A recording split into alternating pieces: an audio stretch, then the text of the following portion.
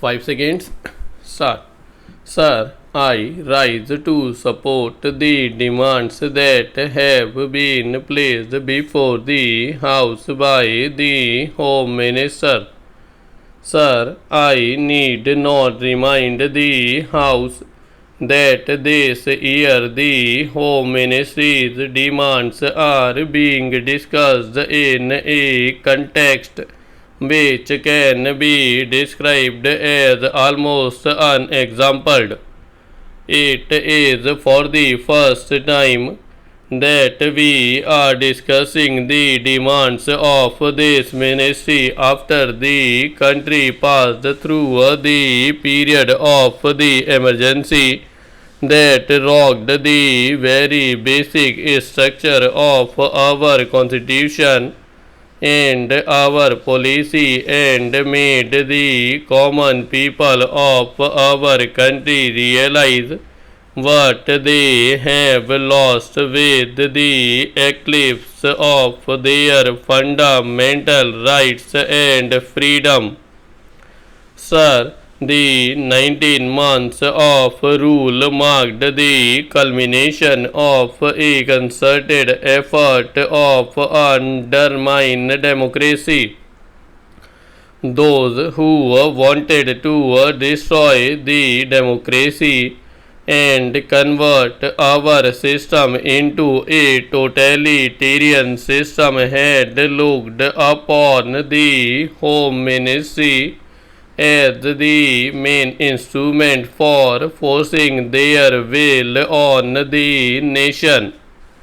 They wanted to substitute the rule of law with a reign of terror to place individuals above the law, to provide immunity to those whom the group liked, and to harass all those who were looked upon as dangerous to the monopoly of power that the extra constitutional caucus wanted to preserve. The then Home Minister was himself a captive of this caucus. It was practically a totalitarian regime and was therefore bound to be a police regime. That is why I would request the Home Minister that the whole police department should be thoroughly overhauled. Sir, I do not want to take the time of the House by listing the various agencies and organizations that were set up in the police department and the home department during emergency, and before that I also do not want to take the time of the House in describing the fabulous amounts of money that had been placed at the disposal of RAW and other agencies. Even the money was placed at the disposal of certain individuals, and that was exempted from the scrutiny of the Comptroller and Auditor General of India or the Parliament.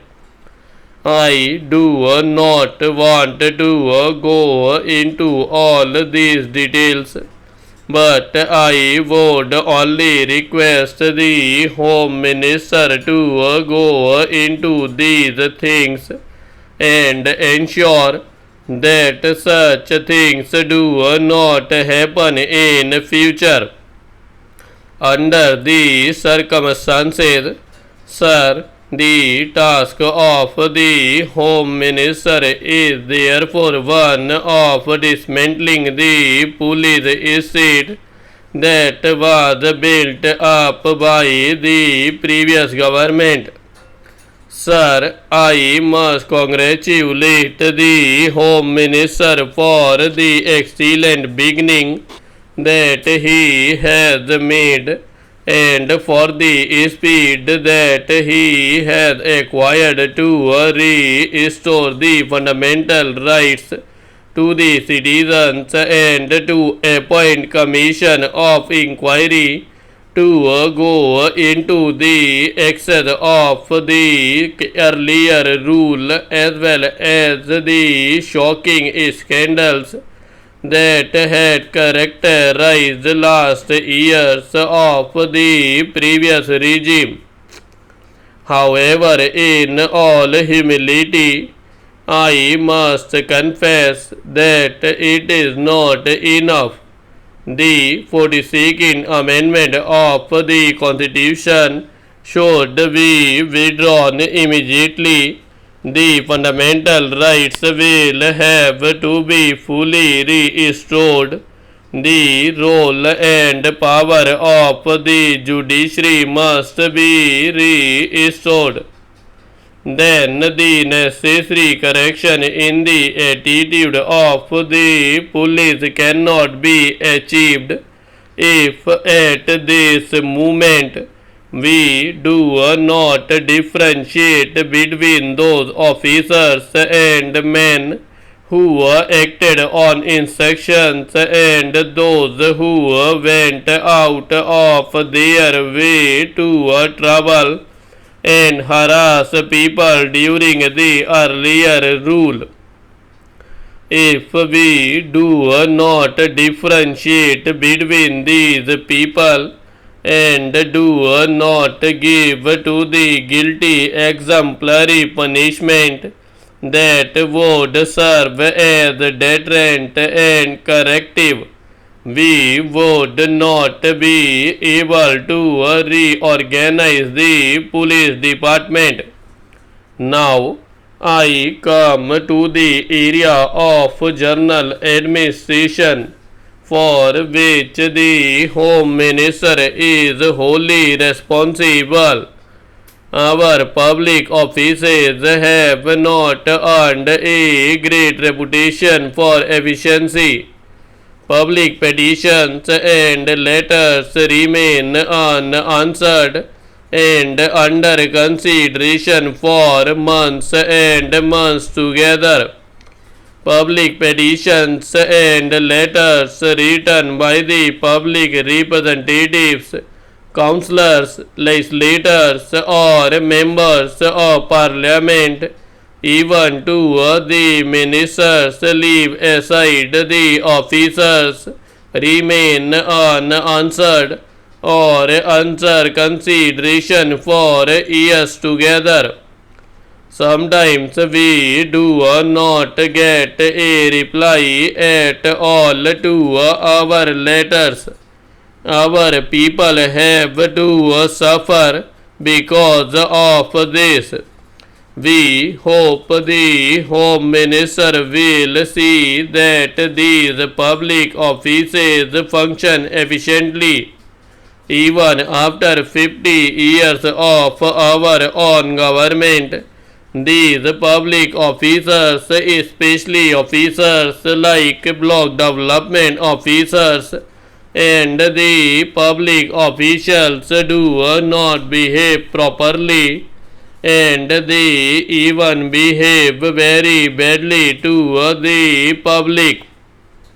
The Home Minister should look into that so that the public officers behave properly and in a manner as to instill confidence in the people that it is their own government which wants to serve them and not to terrorize them.